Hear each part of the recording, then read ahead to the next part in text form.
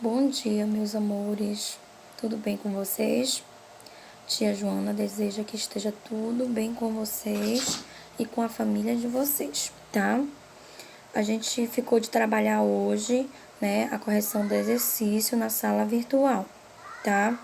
Então, como aconteceu um probleminha, um imprevisto, né? Como aconteceu esse imprevisto, a gente vai trabalhar aqui mesmo pela nossa aula gravada, tá? Lembrem que a gente começou a trabalhar o livro positivo do volume 3, a unidade 5, onde o tema lá é uma forma de energia, tá? E hoje a gente vai dar continuação às páginas 8, 9 e 10, tá? Ok? Então, hoje a gente vai dar continuação no exercício, tá? Inicialmente, o exercício lápis na mão, a gente vai trabalhar ele. Então, muitos alunos me enviaram essa resolução do exercício, né? Eu dei um ok. Esse ok significa dizer que tá tudo ok, tá tudo certo, tá? Porque eu não tenho a canetinha no meu celular para estar corrigindo. Mas esse ok significa que eu já corrigi todas as questões, tá? Meu telefone deu um probleminha onde eu não posso estar mexendo com a canetinha dele. Mas tá tudo ok o exercício de vocês, tá? Aqueles que me enviaram. Aqueles que ainda não têm o livro também podem pegar o caderno de ciências e escrever, fazer a correção lá da página. Aí vocês coloquem página 8, né? Vocês coloquem o volume 3 do positivo e as questões da página 8, tá? O exercício é lápis na mão e a gente vai iniciar. Então, na primeira questão, ele fala pra gente analisar a situação mostrada, né? Nessa imagem ao lado. Qual é a principal função da lâmpada nessa situação? Para a gente analisar a resposta correta, né? Só vai ter uma resposta correta, então a gente vai analisar. Então, tem uma lâmpada nessa situação aí ao lado com os pintinhos, né? Então, vocês poderiam pensar também qual é a função dessa lâmpada nessa situação? Será que é iluminar o ambiente para que os pintinhos enxerguem a comida? Será que é aquecer os pintinhos? Ou será que vai ser para iluminar o ambiente para as pessoas enxergar os pintinhos? Então, entre essas situações, a gente ficaria com a segunda, né? O segundo quadradinho, vai aquecer os pintinhos, né? Lembrem que os pintinhos, quando estão bem pequenozinhos, né? Então, no caso, seria aquecer os pintinhos, porque quando os pintinhos nascem, né? Quando eles nascem, significa dizer que eles precisam de se aquecer por conta do frio também. Quando eles estão embaixo da galinha, embaixo da mãe. Só que às vezes tem alguns pintinhos também que nascem de chocadeiras, né? Coloca-se o ovo na chocadeira, que ela tem também essa função de dar o aquecimento necessário para que o pintinho desenvolva, para que o pintinho nasça. Né? Então, quando ele nasce, ele tem que estar também aquecido por uma lâmpada, né? Ou, no caso, pela lâmpada, no caso da chocadeira, né? Que a gente está falando, tá? Então, seria aquecer os pintinhos, até porque quando eles nascem, vocês poderiam pensar, será que não seria o primeiro quadradinho, professora? Né? Porque vocês sabem, por exemplo, o que seria o primeiro quadradinho? Iluminar o ambiente para que os pintinhos enxerguem a comida, né? Só que eu vou falar uma coisa para vocês, assim, não poderia ser esse, porque quando os pintinhos nascem, eles precisam aprender a comer. Quem vai ensinar é a mãe ou outros pintinhos maiores do que eles, tá? Então, logo quando eles nascem, eles precisam de aquecimento, tá? Então, seria o segundo quadradinho que vocês poderiam marcar aqui, um xizinho, tá? Na segunda, ele fala assim: o pai de Luiz, ele cozinhou algumas espigas, né, de milho e deixou-as sobre um prato em cima da mesa. Luiz voltou para casa pensando em comê-las, mas quando chegou as espigas de milho já estavam frias, né? Mas quando ele chegou, as espigas de milho já estavam frias. Então, na letra A, ele quer que a gente faça um desenho, né? Que vocês façam um desenho que vai representar as espigas de milho, né? Essas espigas de milho que já esfriaram. E você tem que lembrar de fazer setas para poder explicar o seu desenho, né? Eu não sei como vocês fizeram essa, mas a ideia seria que na segunda da letra A, vocês fizessem um desenho, por exemplo, claro, com essas setas, né? Só que esse desenho ele vai ter que indicar a transferência do calor. Você tem que mostrar, desculpa, como o calor é transferido para as espigas de milho e também para o ambiente, tá?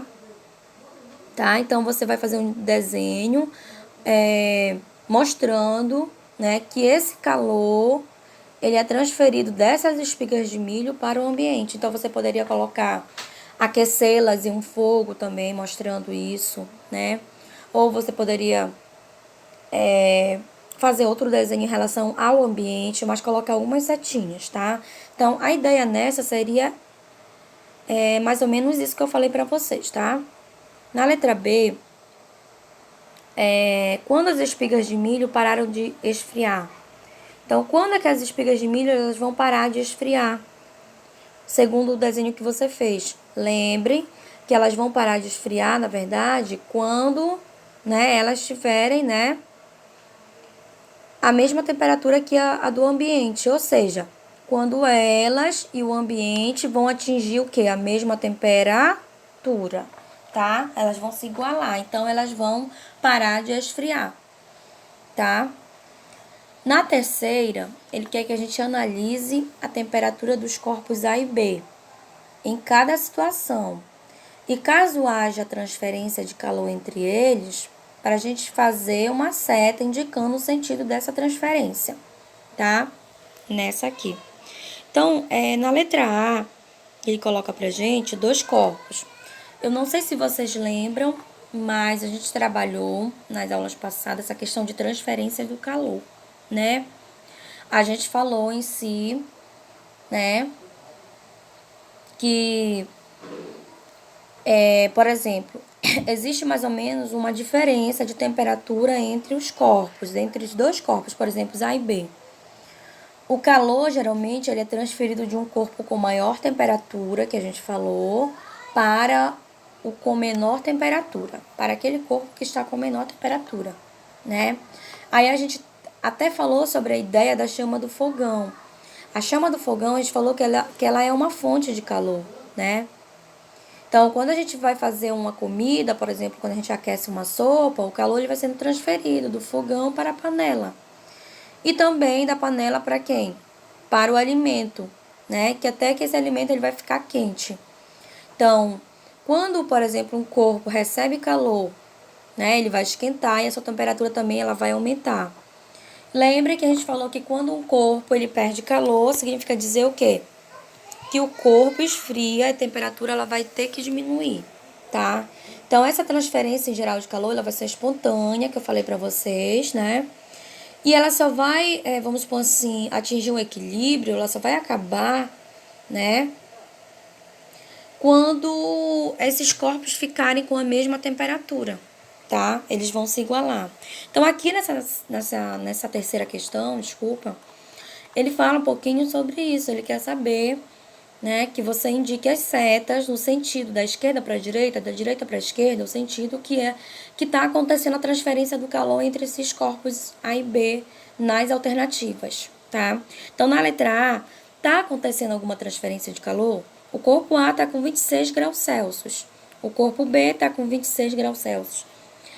Não está acontecendo transferência de calor, eles estão em uma mesma temperatura. Então, a gente não vai colocar nenhuma seta para eles indicando essa transferência, o sentido da transferência. Por quê?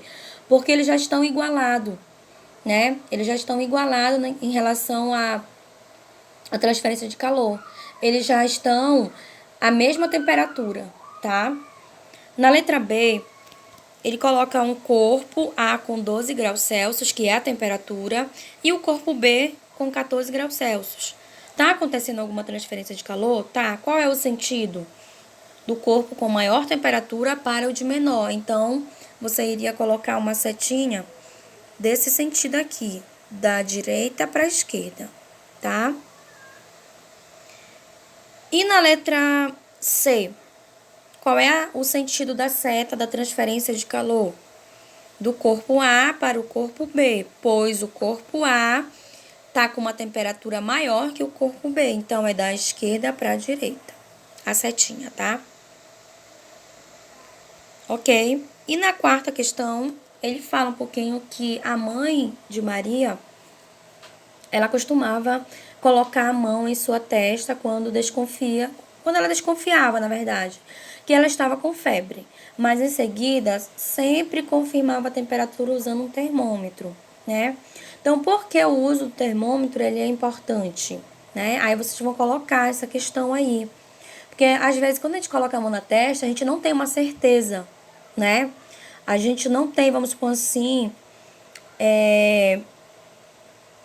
o valor exato de temperatura. Então a gente não tem essa certeza. Então a gente precisa do quê? A gente precisa do termômetro para ter essa certeza, né?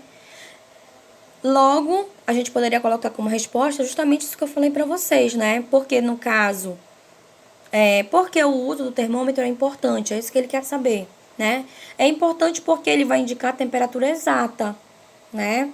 Sem, vamos supor assim, sem interferência, né? Ele não vai, vamos supor assim, essa temperatura exata, ela não sofre interferência, né?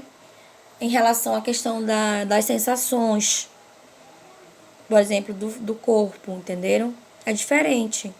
Então, o ato de colocar, por exemplo, a mão na testa, vamos supor assim, se eu colocar a mão na testa, ela não serve para mim dizer que a temperatura tá alta ou baixa de uma pessoa, né? Porque as duas pessoas podem estar com a mesma temperatura, né?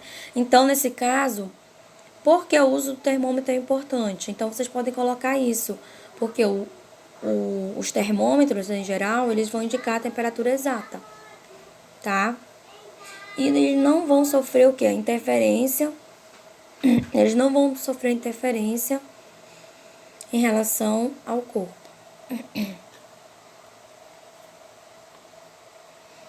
Na quarta questão seria isso, tá, pessoal? Então, esse exercício lápis na mão seria essa correção.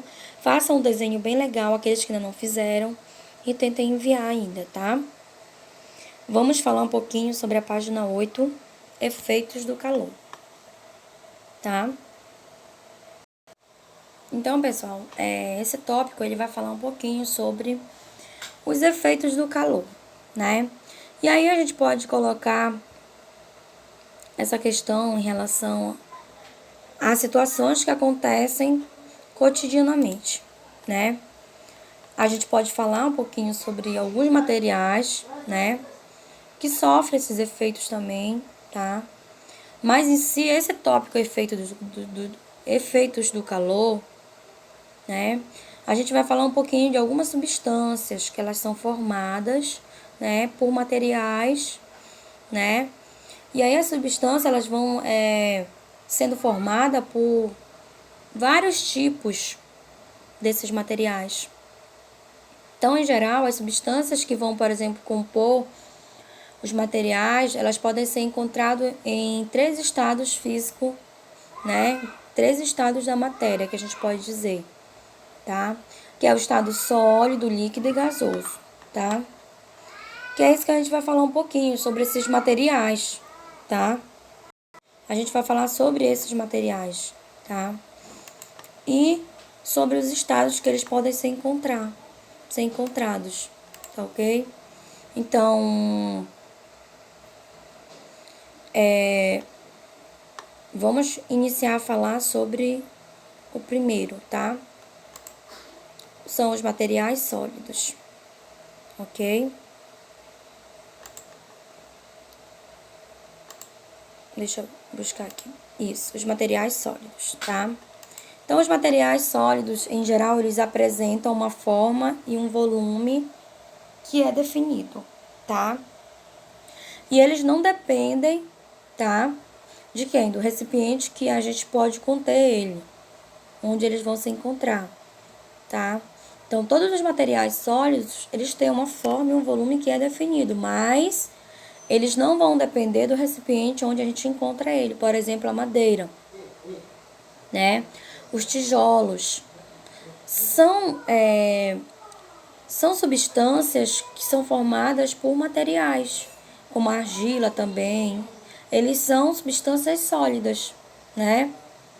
E a gente observa nessa imagem, né, que eles têm uma forma e um volume bem definido, tá? Ok? Temos também os materiais líquidos, tá? Temos também as substâncias que compõem esses materiais líquidos, né? Então, os líquidos, em geral, eles têm o quê? Um volume definido, mas eles não têm forma definida, tá? Por quê? Porque eles vão adquirir o formato daquele recipiente que a gente vai colocar ele, onde a gente vai encontrá-los, tá? Então, como eu falei para vocês, os materiais líquidos, eles têm um volume definido, mas eles não, vamos supor assim, desculpa, eles têm um volume definido, mas eles não têm a forma definida, né? Eles vão adquirir o formato daquele recipiente que a gente vai colocá-los. Por exemplo, cubinhos de gelo, quando a gente enche de água, eles vão adquirir o formato de um cubinho de gelo. Mas se a gente colocar água em uma panela e colocar o congelador, eles vão ficar daquele tamanho, daquele recipiente que a gente colocou, tá? Então, o suco líquido, né? Por exemplo, o suco é líquido, refrigerante, né? E eles vão apresentar várias formas de acordo com o seu formato, de acordo com o recipiente que a gente vai colocá-los. Por exemplo, a imagem que ele está mostrando. Mesma coisa a água também, que é líquida, mas que ela pode ter outro formato também, quando a gente leva a uma temperatura diferente, por exemplo, do congelador, né? Temos também os gases. Em geral, os gases, eles não apresentam, vamos supor assim, uma forma e nem um volume definido. Por quê? Porque eles podem se espalhar por todas as direções. Em geral, temos materiais que são formados dentro de gases, como as bolas, elas estão cheias de ar, né? E quando, por exemplo, elas forem furadas, o ar vai se espalhar, vai ter que se espalhar para todo o ambiente. A mesma coisa as piscinas em geral, tá? Vai acontecer também esse processo, como eu falei para vocês, tá? E aí a gente poderia falar também sobre esses estados. Esses estados físicos que eu falei para vocês, que são três, estado sólido, líquido, gasoso, né? Eles podem ser alterados, tá? Quando eles podem ser alterados, professora? Pela influência da temperatura, tá? Pela influência da temperatura. Eles podem ser alterados e quando eles são alterados, né? Eles vão mudar, tá? Eles vão mudar o seu processo. E aí, eles vão ser alterados quando, por exemplo, eles recebem ou perdem energia na forma de calor, né? Aí a gente poderia citar, por exemplo, o chocolate. O chocolate, quando levado à temperatura, ao aquecimento, no caso, quando liga o fogo, coloca ele vai derreter, tá? E quando ele derreter, significa dizer que ele recebeu o calor, tá? Significa dizer que ele recebeu o calor e esse calor ele foi transferido para uma panela, no caso, que essa panela estava quente, tá? Então, o sorvete também ele vai derreter quando ele recebe, né, o calor do ambiente. Em um dia, por exemplo, de verão, até mesmo quando vocês compram um sorvete na sorveteria, e aí vocês vêm e trazem o sorvete na moto, ele vai começando a aguar um pouquinho, ele não vai ficando mais duro, né? Por quê? Porque ele recebeu a temperatura do ambiente, tá? E também a questão do aumento da temperatura vai fazer com que esse chocolate, o sorvete, entre outros materiais, eles passem para outro estado, né? Eles passem, por exemplo, do estado sólido para o líquido, né? A mesma coisa, a água, quando ela está líquida, eu posso mudar ela para a forma de gelo, quando eu levo ao congelador. E aí ela fica sólida. Mas ao tirar a água de lá e colocar em cima da mesa, ela vai começar a derreter, né? Aquela pedra de gelo que estava lá vai começar a derreter com a influência da temperatura ambiente e vai virar água de novo, tá? O gelo vai derreter, tá? Então, isso foi uma influência da temperatura também que a gente fala, tá? É também importante falar que ele coloca lá pra gente no livro, né? Que, em geral, se a gente tiver, por exemplo, algumas substâncias, alguns materiais, né? Se eles forem mantidos em um ambiente com temperatura baixa, né? Como o de dentro da geladeira, o chocolate, por exemplo, que são substâncias também, né? O sorvete, eles vão perder o calor para o ambiente também, né? Então, o que vai acontecer? Vai acontecer que eles vão derreter, né? Se eles estiverem derretidos, eles vão passar para outro estado, que é o estado sólido também, tá? Como na imagem que ele mostra aí para vocês. E também, especificamente, a gente pode falar que alguns materiais, como por exemplo, esses materiais que vão dar origem a substâncias, né? Eles vão compor, por exemplo, os estados físicos da matéria também, né? E eles podem compor através de alguma transformação, né? E os materiais e essas substâncias que os compõem, eles podem se derreterem, né? Ou se solidificarem, tá? E a gente pode dizer que a partir de determinadas temperaturas, né? A água, por exemplo, ela começa a derreter em temperatura, vamos supor, de um valor acima de 0 graus Celsius. E ela vai se solidificar, né? Formar o gelo, nesse caso, em temperaturas abaixo de 0 graus Celsius. Então, no caso, o ferro, ele pode ser derretido, ele vai se tornar líquido, né? Quando? Quando ele atingir uma temperatura de 1500 graus Celsius, tá? Então, as mudanças de estados físicos também, elas dependem muito da pressão atmosférica, tá? Não só da temperatura, mas da pressão, da influência do ambiente, dos estados físicos que a gente falou, da matéria. Mas quais são os estados físicos da matéria, né? Dos materiais? Sólido, líquido e gasoso, tá bom? Então, na próxima aula, a gente vai falar um pouquinho sobre esse mesmo conteúdo, mas como forma de exercício feito, tá?